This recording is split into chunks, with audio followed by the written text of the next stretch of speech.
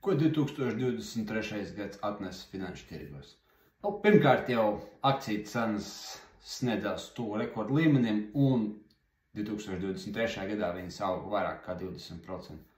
Otrkārt, apbrīnojamā kārtā bitcoins un kriptovalūtas pieauga vairāk nekā 2,5 reizes, kas ir diezgan iespaidīgi. Treškārt, zelts turpina stāvēt tuvu maksimumam un jau faktiski ir dažreiz pārkāpis savu vēsturiski augstāko līmeni.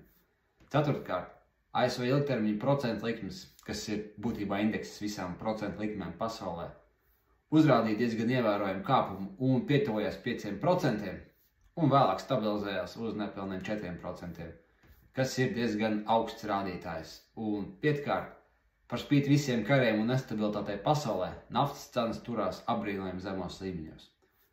Tas par 2023. Skatīsimies, kas būs tālāk.